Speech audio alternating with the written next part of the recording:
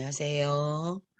네, 오늘도 우리들의 아름다운 삶에 대해서 웰빙 이즈 웰다잉이다. 잘 사는 것이 곧 잘 죽는 것이라는 주제를 가지고 오늘도 함께 알아보도록 하겠습니다. 네, 우리 화면 공유해서 같이 한번 가보도록 할게요.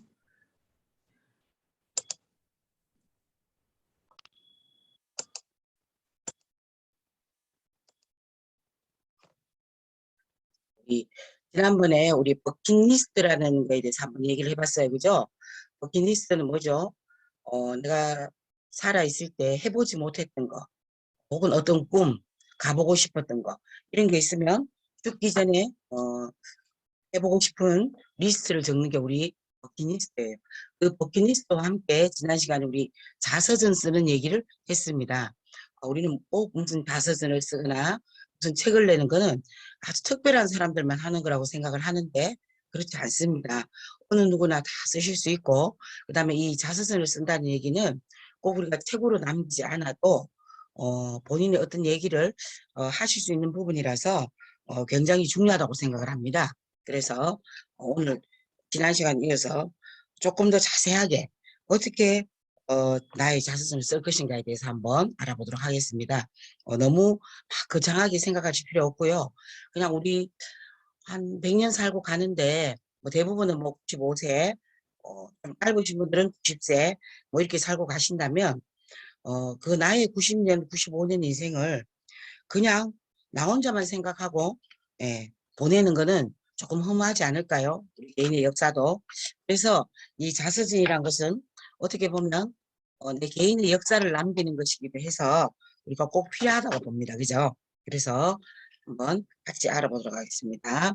자, 먼저 우리가 웰빙이지 웰다잉이니까 잘 사는 것이 잘 죽는 것이고, 결국은 이 웰빙이란 말은 웰에이지, 우리가 잘 살아가고 잘 늙어가는 것이고, 이 잘이란 말 안에는 건강하게 행복하게 잘 사는 것도 들어가 있다. 그죠? 그래서 오늘은 내 건강에 맞춰서 우리 건강박수 쳐보셨죠?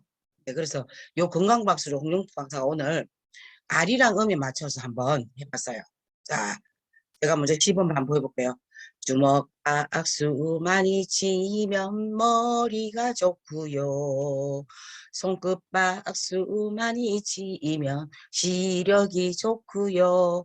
자, 어떻게 하시는지 아시겠죠? 여기 화면에 가사가 다 돼 있으니까 함께 한번 가보도록 하겠습니다. 자, 시작. 주먹 박수 많이 치면 머리가 좋고요. 손끝 박수 많이 치면 시력이 좋고요. 손바닥 박수 많이 치면 오장육부 좋고요.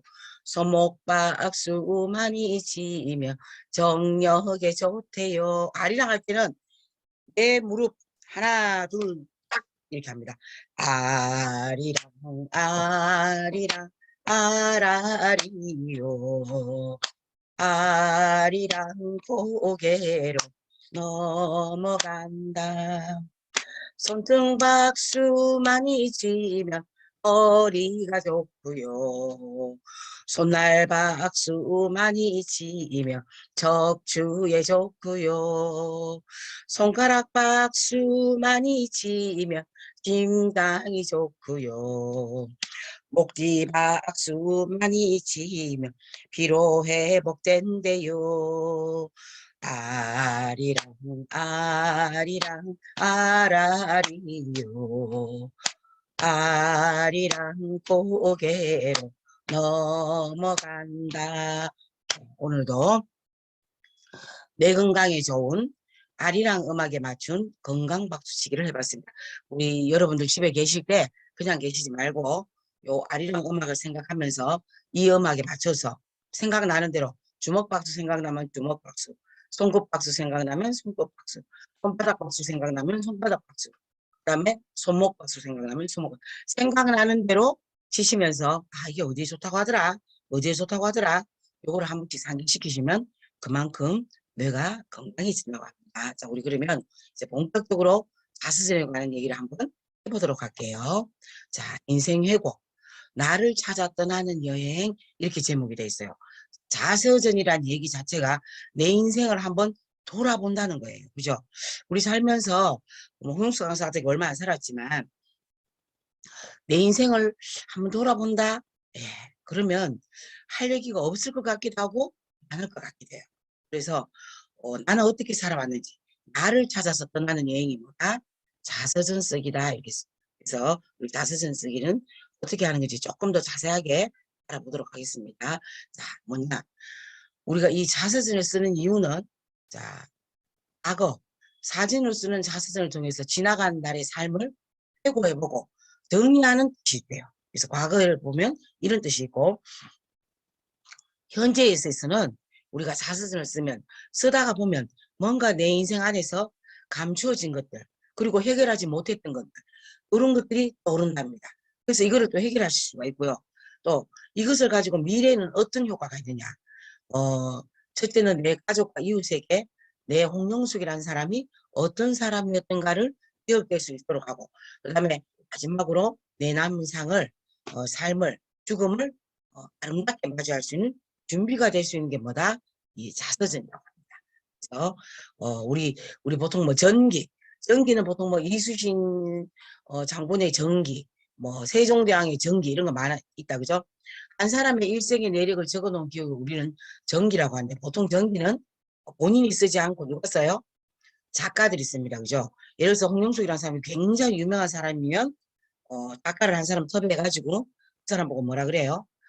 나는 내 인생의 전기를 한번 쓰고 싶은데 나는 인생을 쭉 이렇게 살았다는 얘기를 인터뷰를 하면 작가가 그 인터뷰를 기반으로 글을 씁니다.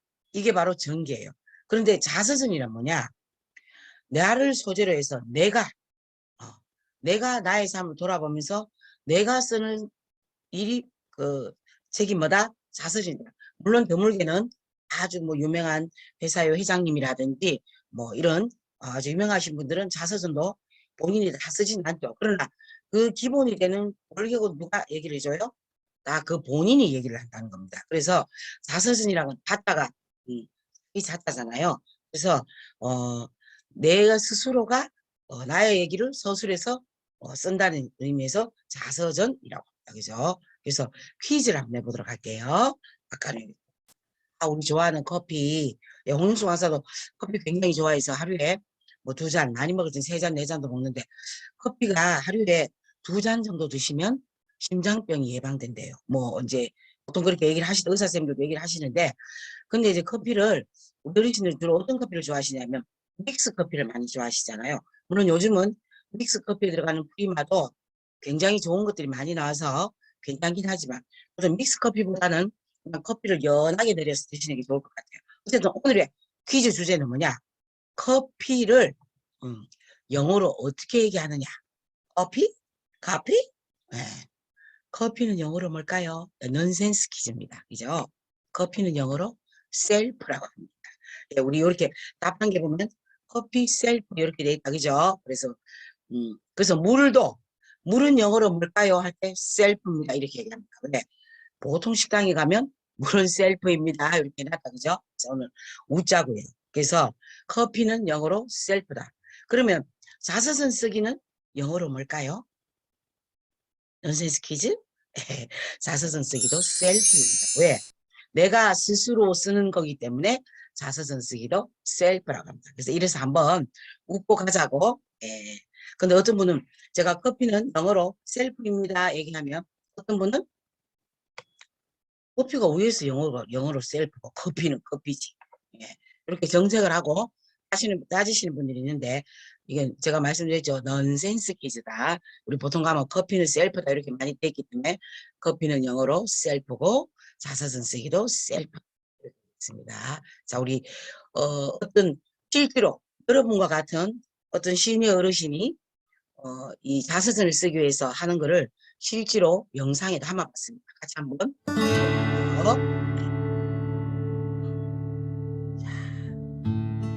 이분은 경북 안동에서 태어나셨네요. 그죠? 네. 이름은 김마래라는 어르신입니다. 이분이 자기의 자서전을 쓰기 위해서 준비하는 거예요. 자, 나는 누구인가요? 고향은 김바래입니다. 이렇게 어디세요? 경북 안동입니다. 현재 거주지는 어디예요? 현재 거주지는 부산 대연 일동 대성맨션입니다. 자, 우암동에서 35평 아파트 샀을 때 제일 즐거웠습니다. 아, 그래요?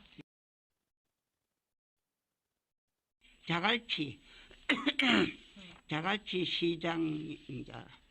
시장일 그래서 때 돼지 그 껍데기 돼지 껍데기 먹고 오징어도 사고 고등어도 샀습니다. 누구랑 갔어요? 할아버지랑. 할아버지랑. 그때 데이트 했어요? 예? 데이트 장소네? 예? 그래서 좋았네? 예. 네, 전에. 인생에서 가장 후회되는 일은 12년 전 큰 아들이 폐암으로 하늘나라로 미리 보냈습니다. 그게 이제 사건 사고네요? 예. 그때 그게 어땠었어요? 최고 사고들이. 어땠었어요? 어? 어땠어요? 그거야 하늘하고 땅하고 딱 붙는 것 같았지 뭐. 지금은 좀 괜찮으세요? 59에 음. 그게 하늘하고 땅하고 딱 붙는 거거든. 앞이 안 보였지. 앞에. 이름을 그렇게 부르고 몸부림이 쳐도 대답도 없고 말만 들어도 뒤돌아 가슴 보지도 아프고 않는 일을 갖다가 그렇게 몸부림이 쳤지 내가. 말만 들어도 가슴 아프고. 지금 그 손이 그래도 아들 딸 살고 며느리도 아들 둘 키우고 살고 진손 며느리 봐가지고 진손 내가 왕할머니래. 가족이 많네요. 강안대교? 가 강안대교가 생겼습니다. 그리고 그때 부산에 내려와서 영도다리가 어땠다고요? 영도다리가 반으로 잘라졌는데 한번 구경하러 가보니까 반으로 잘라졌는데 언제 또 한번 가보니까 그게 딱 새로 이어서 해놨더라. 폭격 맞아가지고 폭격 맞았다 카대 그게. 처음에는 주위에 사람들이 이 얘기하기를 폭격이 맞았다. 폭격 맞아서 그 다리를 건너다 사람들이 많이 거슬려서 후회되는 일은 뭐 없지 뭐. 내가 아들도 후회하는 거 아들도 살고려고 내가 막 살림을 차에다 싣고 좋다는 데는 다 데려가 살아봤고 살림살이 다 내 빼려보고 막 영감도 아무것도 다 내 빼려보고 아들은 데리고 막 저 배내골 가서 몇 달 있다 오고 어디 가서 막 공기 좋다 어떻다 좋다 근데 다 댕겨봤고 병원이 좋다 그러는 데는 다 댕겨봤고 돈도 아까워서 몰랐고 그런데 병원에 가 있더니 진단이 3개월밖에 못 산다 그런 그 진단인데 굽고 데리고 댕기면 살고려고 애쓰니까 2년 3개월을 살다가 갔다. 영명 이게 목숨이 연장된 자꾸 공기 좋은 데 가서 약을 좋은 걸 했는데 약이 한 달 먹는 게 300만 원짜리도 먹여봤어. 그래서 이제 후회는 없죠? 후회 없어. 해줄 거 다 내 하고 해줬죠? 싶은 거 다 했기 때문에 해줄 거 다 해주고 후회는 보냈으니까. 원래 잘난 자식이 미리 가고 똑똑하고 부부한테 잘하고 효자가 미리 가는 거야. 하늘에도 그런 사람 필요하거든. 맞아. 그런 사람 필요해. 그래요.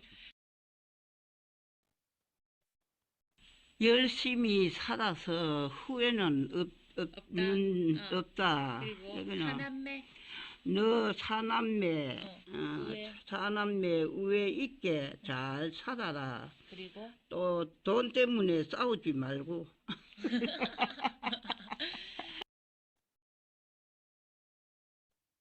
내 인생을 뒤돌아본다면 17살에 신랑 얼굴도 모르고 시집을 갔으나 어영간 내 나이 81가 되었습니다. 어찌 긴 세월 풍파가 없었겠습니까만 그때마다 용기를 내어 열심히 살았고, 이젠 내 나이 81, 81세가 되어 장사도 그만뒀습니다. 지금 할아버지가 7년째 병원에 계십니다. 내 가족, 아들, 딸, 손주들을 보면 행복합니다. 정말 인생을 잘 살아왔다고 생각합니다. 행복이란 따로 있나? 이것이 행복입니다. 앞만 보고 열심히 살았습니다. 내 가족 사랑한다. 보셨죠? 이 경북 안동에서 태어나신 김발의 어르신이 시집을 가서 부산에서 사셨나 봐요. 그죠? 이분은 뭐라고 하는가요? 자기 인생을 되돌아봤을 때 후회는 없다. 너무 열심히 잘 살았기 때문에. 그리고 가족에게 남기고 싶은 말. 엄마는 이렇게 참 열심히 살았고, 그랬으니까 너희 사남매도 우애 있게 살고, 돈 때문에 싸움하지 말아라. 이런 걸 만약 우리가 자서전이라는 형식을 빌어서 자식들에게 남긴다면, 요즘 우리 진짜 자식들이 부모가 죽고 나면 대부분 우리 부모님들은 뭐라고 얘기하시냐면, 아이고 우리 자식들은 착해갖고 절대로 그럴 일이 없습니다. 이걸요. 부모님 돌아가시면 그렇게 소송을 많이 붙는데요. 그것도 얼마 때문에?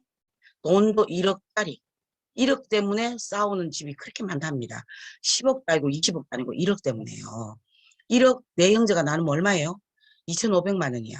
그럼 2,500만 원이면 소송 붙으면 뭐 변호사 비용 내고 나면 한 사람한테 얼마 돌아와요? 1,000만 원밖에 안 돌아오죠. 그걸 만약에 장남이 혼자 뭐 하겠다고 이래서 이제 싸움이 되는 거죠. 그래서 만약에 부모님이 이런 걸 남긴다면 자식들이 그걸 보면서 과연 그 돈 때문에 싸울까 하는 생각이 들더라고요. 그 제가 얼마 전에 이야기를 들은 적이 있는데 어떤 분이 돌아가시기 전에 병원에 갔더니 간암 진단을 받았어요. 6개월밖에 살지 못한다는 시한부 판정을 받았어요. 그래서 이 어르신이 아마 재산이 제가 봤을 때는 한 10억 정도 되는가 봐요. 그래서 이분이 어떻게 하셨냐면 자기 6개월 동안 자기 삶을 정리한 거죠. 어떻게 해요? 10억이 있는 재산 중에서 6억을 사회에 환원했습니다. 사회에 기부한 거죠. 그럼 4억 남았죠? 4억 남은 걸 가지고 부인한테 한 2억 정도 되는 집을 사줬습니다. 왜냐하면 집이 크면 부인이 혼자 살면서 관리하기 힘들 거 아니에요. 그래서 부인에게는 작은 아파트를 한 대 사줬어요. 앞으로 그 사람. 그리고 이제 이분은 연금이 나오기 때문에 부인은 이 연금 받아서 생활하시면 된대요. 그리고 이분이 6개월 동안 병원에 계시면 자기 또 그 병원비가 있어야 될 거 아니에요. 그죠? 그 병원비로 일부 남겨두고 그다음에 자식이 3명이 있었대요. 이분이 3명에게 3천만 원씩 다 줬대요. 그리고 난 더 이상 너희들에게 남겨줄 것은 없다. 그 대신 내가 죽을 때까지 치료비, 그 다음에 죽고 나서 장례비용은 내가 다 준비해놨다. 내가 너 돈으로 치료하고 이거 하진 않을게. 그래서 요즘 어르신들이 어떤 얘기를 하냐면 자식의 이제 내가 어떤 병이 걸리면 자식의 재정 형태에 따라 가지고 그 형편에 따라서 끌려다닌대. 예를 들어 내 자식이 정말 돈도 좀 있고 여유 있으면 좋은 병원에 가지만 이 자식이 그렇게 안 되면 좋은 병원에 못 가보고 자식이 원하는 병원으로 따라다닐 수밖에 없다는 거죠. 그건 뭐냐면 우리 특히 우리 한국의 부모님들은 내가 가진 것을 어떻게 해야 돼요? 자식에게 다 물려주고 싶어 해요. 물려주고 난 다음에 어떻게 해요? 다 주고 나면 껍데기밖에 안 남으니까 나중에 진짜 내가 힘들었을 때 어떻게 돼요? 힘들었을 때 내 마음대로 치료해보거나 내 마음대로 뭘 할 수가 없는 거예요. 그래서 결국은 자식의 재정경생에 따라서 따라다닐 수밖에 없다라는 얘기를 그분이 하시더라고요. 그래서 홍용수 강사도 많이 생각해봤습니다. 저도 우리가 태어나면서 변하지 않는 명제는 뭐예요? 죽는다는 겁니다. 어느 누구도 죽지 않는 사람은 없어요. 진시 황제가 그렇게 불로장생하고 싶었지만 결국은 진시 황제도 죽었습니다. 그죠? 그래서 누구나 죽는다는 명제는 변하지 않아요. 우리 죽을 때 이런 정리를 잘 해놓고 죽는 사람은 그야말로 이게 웰다잉이죠. 그죠?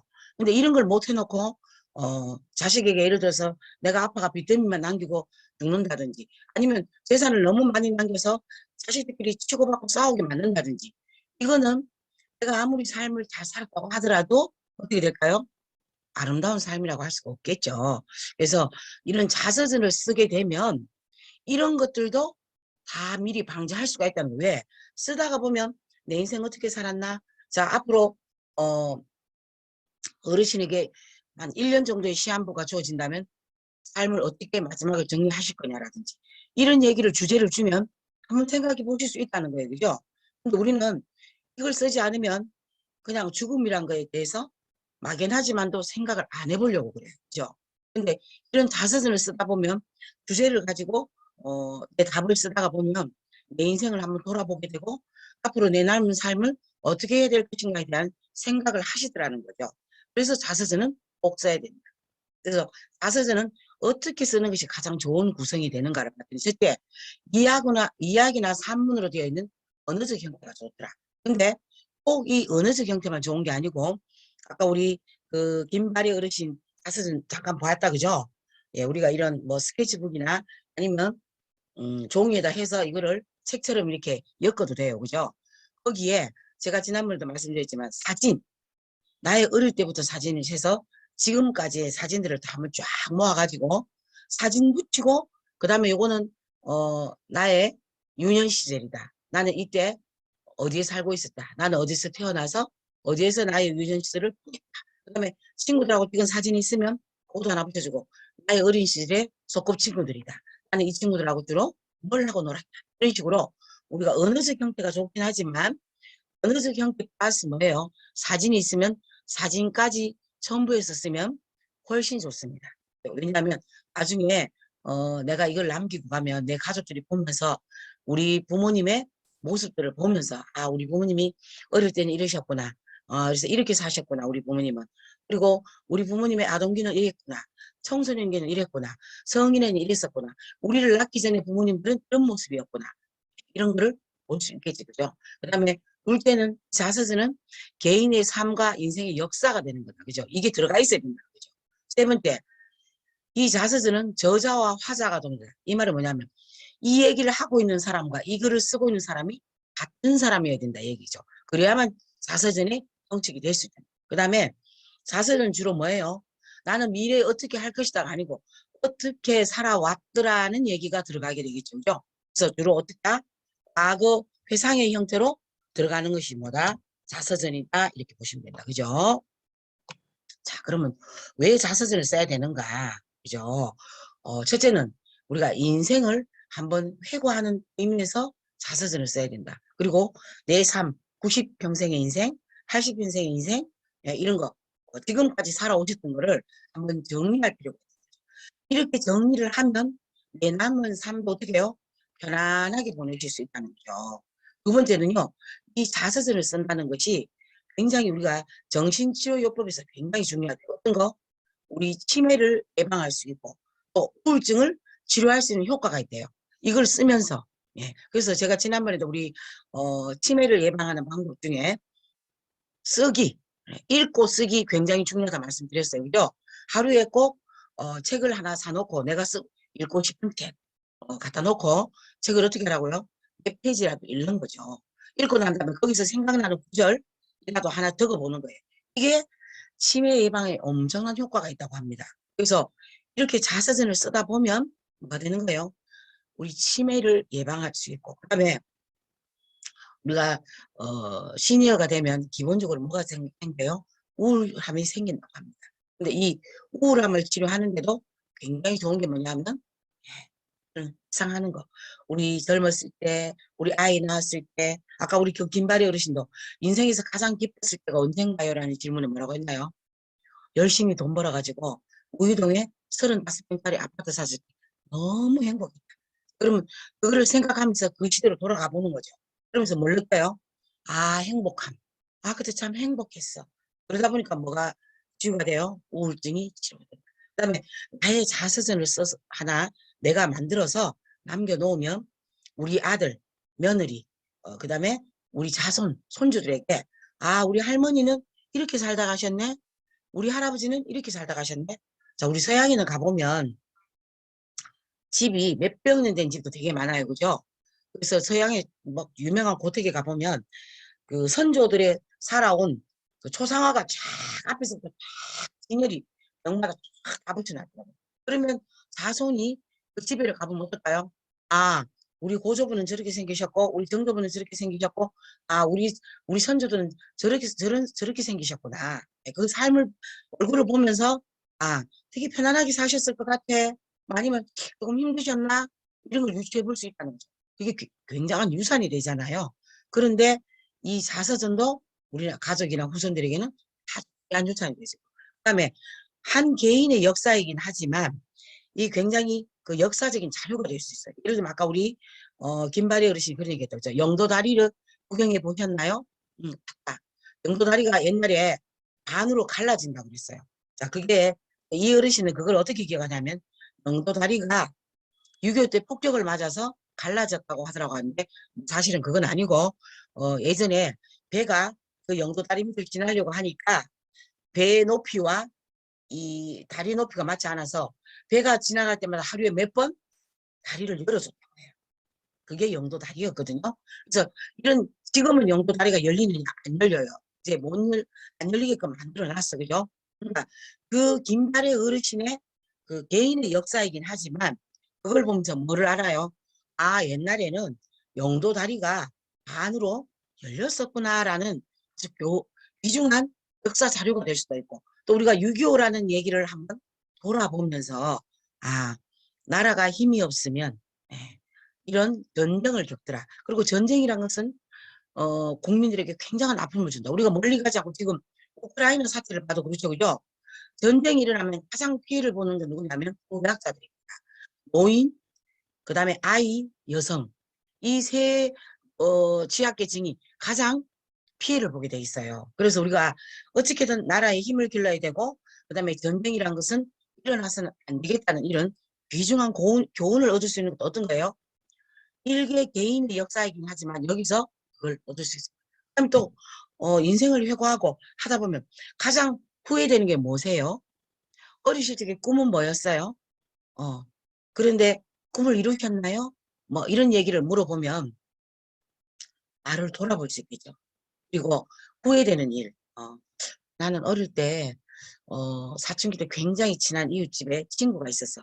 근데 별것 아닌 걸로 다퉈서 지금 내가 85세인데 아직까지 연락을 안 하고 살아. 그러면서 뭐라는 거예요? 자기 반성. 말할 걸. 에이, 그때 내가 생각해보면 내가 잘못했는데 왜 그때 그 친구에게 잘못한다고 말하지 못했을까? 그러면 지금이라도 뭘 할 수 있는 거예요? 그 친구 한번 찾아보는 거죠. 지금 살아있을까? 살아있다면 지금이라도 만나서 무슨 얘기 하는 거예요? 친구야, 그때 참 미안했다. 사실 내가 잘못했는데, 친구한테 자존심이 있어서 미안하단 말을 못했어. 지금이라도 참 미안하다. 이렇게 반성을 할 수 있고 성찰을 할 수 있는 시간이 되더라는 거예요. 그래서 우리는 죽을 때 껄껄껄껄 꼴까닥 한다 그랬죠. 그죠? 그 껄 중에 한 개가 뭐예요? 말할 걸. 그래서 지나간 시간들에 우리 친구와의 어떤 풀리지 않는 고리 이거를 풀어낼 수 있는 거예요. 또 내 며느리에게도 내가 우리 며느리 뒤집어보기 전에 그렇게 반다고 내가 굉장히 아픈 말을 많이 했네. 예. 지금 생각하니까 내가 왜 그런지 모르겠어. 그러면 지금이라도 며느리 손 붙들고 이해하시는 거죠. 어, 며느라, 그때는 내가 내 마음이 아니었는데 너한테 그런 상처를 줬다. 미안하게 생각한다. 어, 어머니, 나를 좀 용서해다오. 그러면 어느 며느리가 용서 안 할까요? 그죠? 이렇게 해서 뭐라 하냐면 내 삶을 자아가 통합이 되는 겁니다. 우리 그 자아 통합의 단계가 있어요.